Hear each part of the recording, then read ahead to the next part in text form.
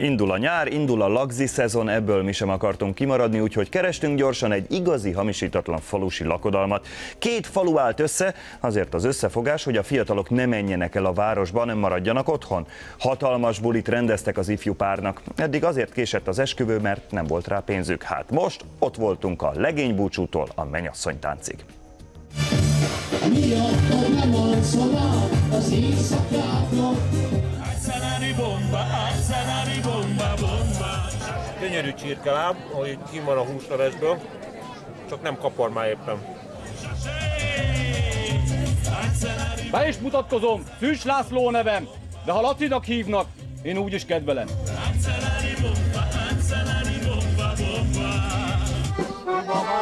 Az ajtót csak csendesen, mert meghallják a szomszédok. Ő a vőlegény Norbert, a lányosház kapujában énekel, vagy ordibál, kinek hogy tetszik. Ha meghallják, hogy hallják. Pontosabban a Varjú kocsma kapujában, de ez a kettő most történetesen ugyanaz. Kibabál az ajtó, csak csendesen, mert meghallják a szomszédok. A mennyasszonyt láthatóan nem adják könnyen, a védelem erős, bár talán ez eredetileg a háznál működő kocsmának szól. Nem nyílik? Megjelenik az örömapa. Kinyílt a kapu! Fáradjanak be! A lánykérést a helyiek érdeklődve figyelik. A vőfély elemében van, mióta reggel megérkezett, csak rímekbe szedve hajlandó beszélni. Tréfát tréfára halmoz. Csak vőlegény urum szomorkodik nagyon. Hogy hű párja legyen, én most elmegyek. A magyar szüzek közt egy hűtársat keresek. A vőlegénynek többféle mennyasszonyt is felsorakoztat. Nézze meg, barátom, ezt az angyali képet, mert én sehol nem találtam. Még egy ilyen szépet. Jegyváltásra. Ővéle népet? Jól nézd meg, jól nézd meg. Majdnem ő. Olyan szép a haja. Nagyon szép. Olyan szép a szeme. Csak mi kicsi. Kicsit korosabb. Kicsit szőrösebb.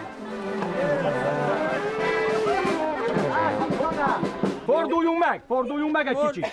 Nézzünk csak ide. Hopp, hopp. Lehet. Egész faros a megyecske. Egész faros. Elég jó, de nem az igazi még. Nem az igazi még, most se. Most még egyszer elmegyek, és ha megtalálom, elhozom ide, de elébb magam vélehálok. Ha ez így jó lesz. Jó lesz. Jó lesz! A váratlan választól a vőfély is meglepődik, de végre a vőlegénynek és a falu népének kihozza az igazi mennyasszonyt.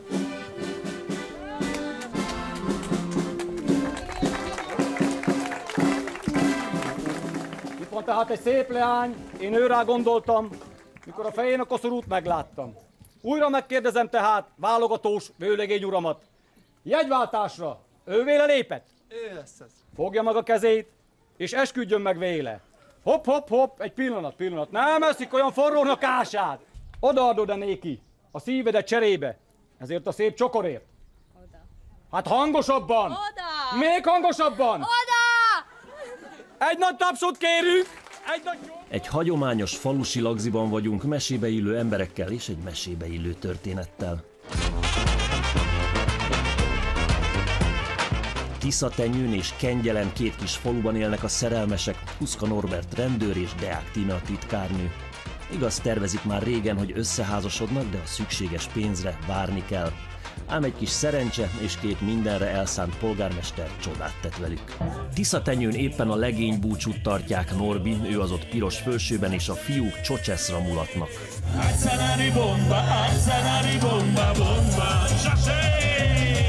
A két falu hagyományőrző lagzira adott be pályázatot és nyert. 2,5 milliót. Ebből rendezik most a 3 napos dínomdánomot. Hintóval, birkapörkölttel, jóféle háztáji csirkekaparóval, természetesen pálinkával és bulizó falubeliekkel.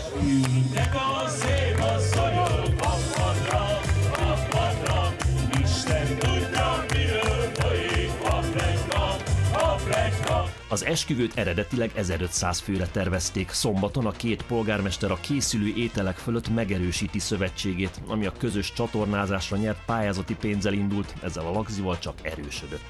Főztünk 60 kilós sertéspörköltet, és akkor az egy mázsa birka mellé. És ez így 5-6 adag ma estére, úgyhogy jó étvágyat kívánni mindenkinek. Így igaz. Legalább most már nem csak a szennyvíz köt össze minket, testvér. A templomi esküvő, ahogy kell, megható, rózsaszíron dobálás is van. A csokordobás előtt az esküvő rózsaszín felhőjéből a polgármester tárgyilagos bejelentése picit visszahozza a földre az ifjú párt. Nem akarok anyagiaskodni, de ha elváltok, akkor vissza kell fizetni a pályázati pénzt.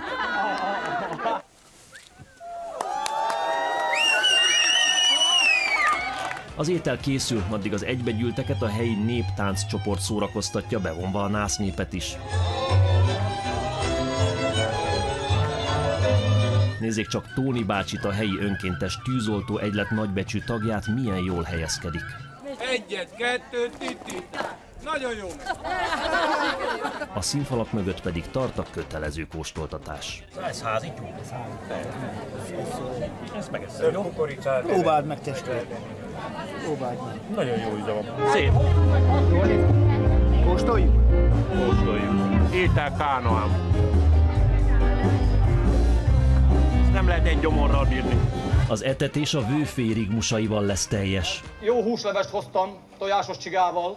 Kibékülhet mindjárt, kiki a gyomrával. Szűcs László majd 300 lagzin van már túl, sosem pihen, illetve amikor próbálna se hagyjuk, igazi profi. Most én tényleg nem akarok nagy képű lenni, ezt tanulni nem lehet, erre születni kell sajnos. Úgyhogy, barátom... De hogy, tessék, játszunk egy játékot, na! Ó, hát most ez... Apai fél előtt jó pörgőt vagyon, tessék! Hogyha nem hagysz enni, megverlek nagyon. Ez jó volt. Miattad nem alszom át az éjszakáknak. Az este nagy durranás, amikor Kadlott Karcsi megjelenik a színpadon. Én az ifjú pár éjjel.